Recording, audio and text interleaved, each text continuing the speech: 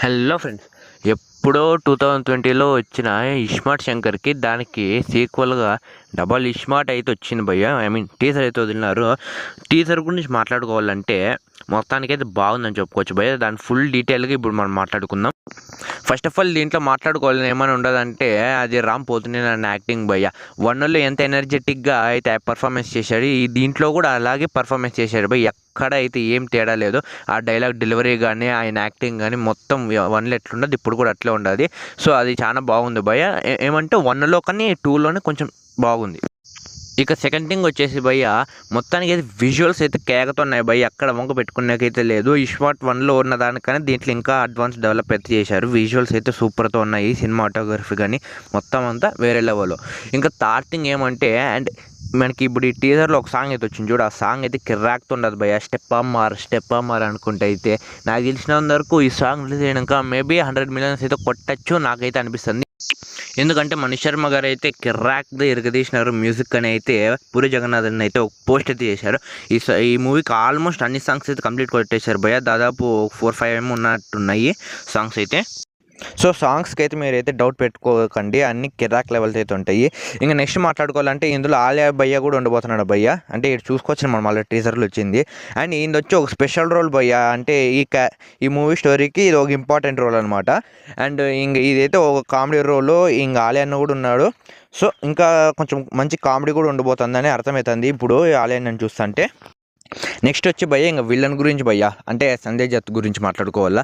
నన్ను అడిగితే భయ్య ఫ్రాంక్గా చెప్తున్నాను, KGF 2కి ప్రశాంత్ నీల్ అన్న వాడుకున్నట్టు, ఆ డైరెక్టర్ వాడుకున్నట్టు ఇప్పటి వరకు డైరెక్టర్ కూడా వాడుకోలేదు భయ్య ఆయన సంజయ్ దత్ని అయితే. అది ఏంటికో నాకైతే అర్థం కల.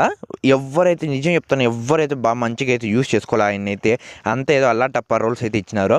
బట్ ఇంక ఈ పూరి జగన్నాథ్ అన్న చూస్తుంటే విజువల్స్ అంతా కొంచెం మంచి ఎలివేషన్స్ ఇచ్చినట్టు అనిపిస్తుంది.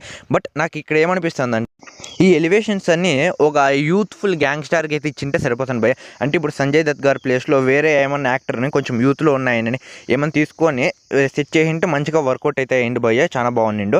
అంటే ఇది కూడా బాగానే ఉండదు, ఈయనకు కూడా సెట్ అయింది. బట్ నా ఫీలింగ్ చెప్పాలంటే ఒక యంగ్స్టార్ని తీసుకొని పెట్టి ఇంకొంచెం బాగుండిండు అని అయితే అనిపిస్తుంది భయ్య. బట్ ఇది కూడా చాలా అయితే బాగుంది భయ్య, దీనికి కూడా వంక పెట్టే అవసరం లేదు. ఇంక ఇది భయ్య సంజయ్ దత్ గురించి మాట్లాడుకోవాలంటే. ఇంకా నెక్స్ట్ వచ్చేసి హీరోయిన్ గురించి భయ్య.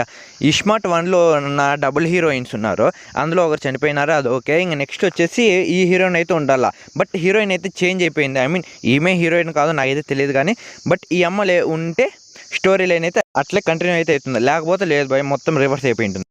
అండ్ ఇంకోటి ఏంటంటే భయ్య, ఈ మూవీ స్టోరీ లైన్ చూసుకుంటే ఇస్మార్ట్ 1 ఉన్నట్టు ఇది కూడా అట్లే కంటిన్యూ అవుతుందా డబుల్ ఇస్మార్ట్ కూడా, లేకపోతే స్టోరీ లైన్ ఏమైనా చేంజ్ అయిపోతుందా అనిపిస్తుంది. ఫర్ ఎగ్జాంపుల్ మీకు ఏమని చెప్పాలంటే, ఇప్పుడు F2 ఉండదు. F2 చూసుకుంటే మొత్తం అంతా ఒక రకంగా ఉంటుంది. అండ్ F3 చూసుకుంటే క్యారెక్టర్స్ అన్నీ ఆల్మోస్ట్ ఉంటాయి, బట్ చేంజ్ అయిపోతుంది స్టోరీ లైన్ అనేది. సో ఇక్కడ కూడా ఏమన్నా చేంజెస్ ఉంటాయా అనిపిస్తుంది భయ్య. బట్ నాకు తెలిసినంత వరకు 90% అయితే ఛాన్సెస్ లేవు చేంజ్ అయ్యే స్టోరీ లైన్. ఇంకా ఈ మూవీ క్లైమాక్స్ చూసుకుంటే భయ్య ఎక్కడో లింగం దగ్గర అయితే జరుగుతుంది భయ్య. అండ్ ఇప్పుడు ఇస్మార్ట్ శంకర్ 1లో కూడా ఆల్మోస్ట్ కాశీలో శివుని గుడిలోనే జరుగుతుంది అది కూడా. సో ఇది కూడా క్లైమాక్స్ అయితే అలాగైతే డిజైన్ చేశారు. బట్ ఎట్లుంటుందేమో నాకైతే తెలియదు కానీ, బట్ చూసుకోవాలంటే విజువల్స్ అయితే కేకుతున్నాయి భయ్య. ఇక్కడైతే క్లైమాక్స్కి అయితే మామూలుగా అయితే లేదు, దానికైతే దాదాపు ఇంచుమించు 10 crores ఏమో ఖర్చు పెట్టారనమాట. మనకి ఇక్కడ చూస్తానే అర్థమైపోతుంది విజువల్స్ అయితే కేకతైతే ఉన్నాయి. అండ్ యాక్టింగ్ కూడా అన్ని వేరే లెవెల్ అయితే ఉండదు భయ్య, ఎక్కడ వంక పెట్టేకైతే లేదు. ఇది భయ్య ఓవరాల్గా అయితే రివ్యూ అయితే. ఇప్పుడు చూసుకుంటే పూరి జగన్నాథ్ గారు కానీ లేకపోతే రామ్ పోతినేని కానీ ఇద్దరు ఫ్లాప్ అయితే ఉన్నారు. అండ్ ఇంక ఈ మూవీతో మంచి కంబ్యాక్ అయితే కొట్టాల, ఫుల్ మాసివ్ కంబ్యాక్ అయితే కోరుకుందాము. ఇంక ఈ రివ్యూ మీరు ఇంతవరకు చూసింటే మాత్రం లైక్ చేయండి, సబ్స్క్రైబ్ చేయండి.